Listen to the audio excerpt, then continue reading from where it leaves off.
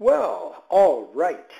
Welcome back, and we're looking at adding and subtracting radical expressions. Now, first of all, let's just make sure we're clear on what we mean by radical expressions. We're talking about things like this. Say there's our root 2, and let's say over here we're going to try and add to it 3 root 2. Okay, now these are what we call radical expressions. They have radicals in them.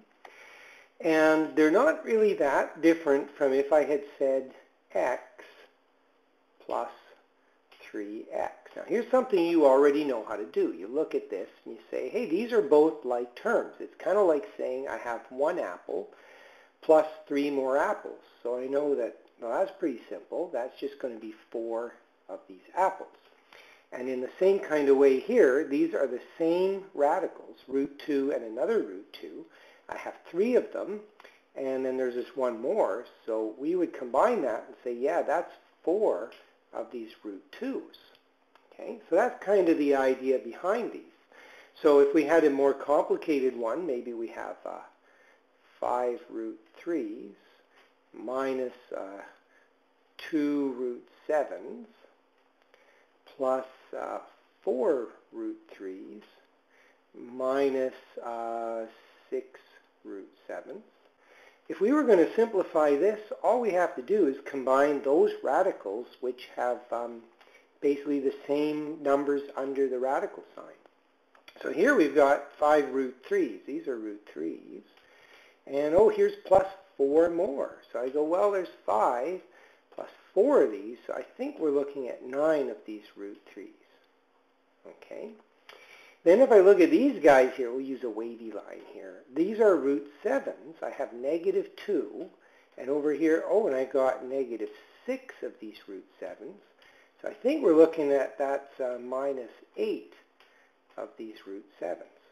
Now, if I look at these now, there's no way to combine these because the radicals are different. And you're only allowed to combine like radicals.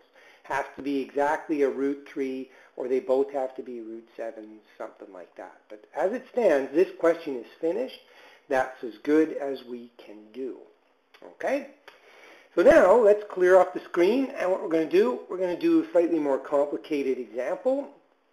And in this case, we're going to try to simplify the following.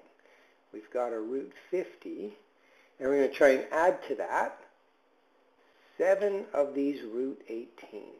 Okay, now first thing I see is, oh, these radicals don't go together. But then I go, wait just a minute. Maybe I can simplify these radicals and see what we got when they're in simplest form. So I'm going to break them down. So I'm going to go with root 25 times root 2. So that's my root 50. I'm just breaking it down. Now root 25 becomes a 5. So in its simplest radical form, it's 5 root 2. Now over here, let's break this guy down. Let's take that root 18 and make it root 9 times root 2. So this is going to be 7 times 3 times root 2. So this ends up being a positive 21 root 2. Well, now when I look at it, hey, these radicals are the same types of radicals. So I got 5 of them plus 21, so that gives me a grand total of 26 of these here root 2's. So there it is. Turns out once I simplified the radicals, I could combine them very nicely. All right, let's clear up the screen here, and we're going to look at our last example of this morning. We've got minus 5x, and then we've got the square root of 12x cubed. Okay, so a bit of work to break that down a little bit. And we're going to try and combine that to 27, and, oh, and this is all, square rooted. 27, and then we got x to the 5th in there. So this has got a lot more going on here. So first things first, we got to break these radicals down. So minus 5x. And then I'm going to try and break this down. Now I got root 12, so I'm going to think of that as root 4. Okay, I'm going to put all the other stuff that I don't need at the moment over here. So here I got my 12. I broke it up. There's root 4 and root 3. Then I got my x cubed, so let's put 2 of them over here with the 4, and then the extra x over here. Now, why I'm doing that is so that when I look at this, I got my negative 5x. This here turns into a 2 and an x, right? If I square root the 4 and I square root the x squared, I got 2x times the square root of 3x. Now, there's nothing I can do about breaking that root 3x down anymore, so here's what I got. Negative 10x squared times the square root of 3x. Okay, that's as good as that one's going to get. Now let's see what we can do with this guy. So let's break it into 2 radicals here. We'll see whatever we can pull out that's going to square root nicely, and then we'll put the extras over here.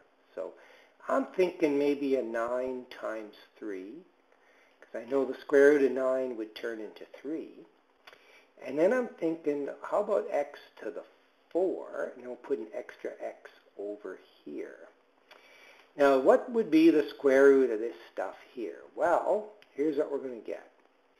We're going to get a 3 because of the square root of 9, and the square root of x to the 4 would actually be x squared.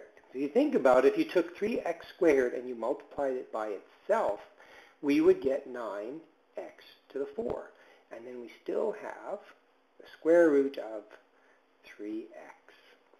Now I look at this, and I got to make sure that all parts of the variables match. In other words, I got x squared, and I also have the square root of 3x. Now over here I got x squared and the square root of 3x. So we have a total match between the variables here and the variables here. So all I got to do is count up the numbers out in front. I got negative 10 plus 3. So I think our simplified answer is negative 7 of these x squared square root of 3x. All right, so I think that's going to be our simplified answer. But we got one more little thing that we have to take care of. Because we're square rooting this stuff here, I have to make sure that this stuff here always stays positive.